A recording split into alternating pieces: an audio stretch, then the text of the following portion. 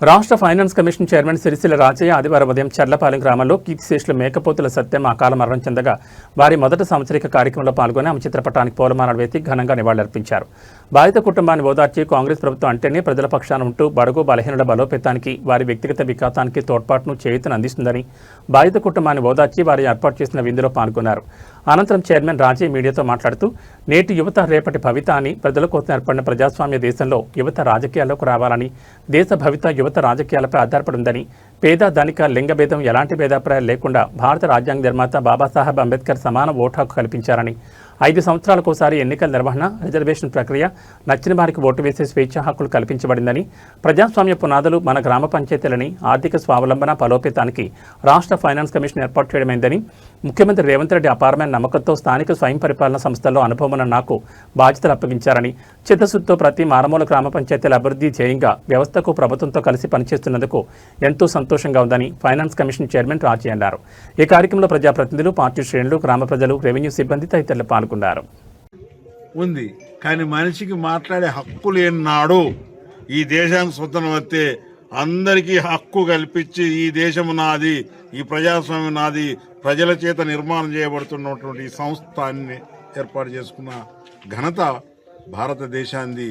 దానికి ఆ రోజులు ఉన్నటువంటి రాజకీయ పార్టీ కాదు, అది ఒక ప్రజల పార్టీ అయినటువంటి కాంగ్రెస్ పార్టీ. దాన్ని గాంధీ, అంబేద్కర్ గారు దానికి పునాదులు వేసి ప్రజాస్వామ్యం రచించి మనకు అందరికీ అందించడం జరిగింది. దాని తర్వాత క్రమంలో ఉన్నవాళ్ళే ఒక్క ఊర్లో వాళ్ళ తండ్రి తాత సర్పంచ్ అవుతాడు, కొడుకు సర్పంచ్ అవుతాడు, మనవడు సర్పంచ్ అవుతాడు.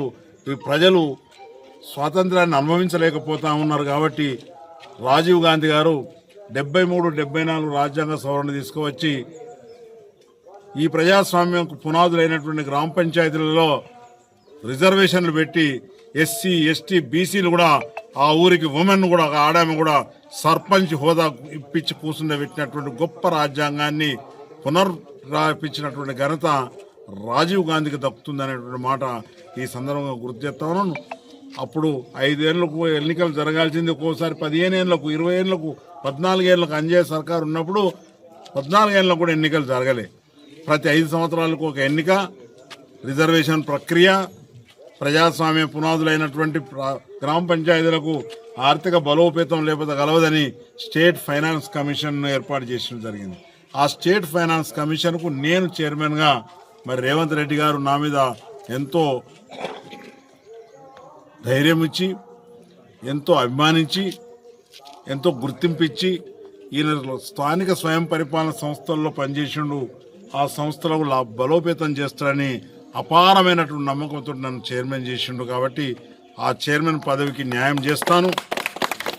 తప్పకుండా గ్రామ పంచాయతీల బలమైతే దేశముకు బలం, గ్రామ స్వరాజ్యమే దేశ స్వరాజ్యం అన్నారు. కాబట్టి ప్రజలు బలోపేతమైనప్పుడు, గ్రామ పంచాయతీలు బలోపేతమైనప్పుడే ప్రజాస్వామ్యం మనుగడ నిలుస్తుంది అనేటువంటి భావన రాజీవ్ గాంధీ తీసుకురావటం జరిగింది అనేటువంటి మాట తెలియజేసుకుంటూ, ఈరోజు జరుగుతున్నటువంటి ప్రక్రియలో యువత, ఈ దేశం ఎవరిది?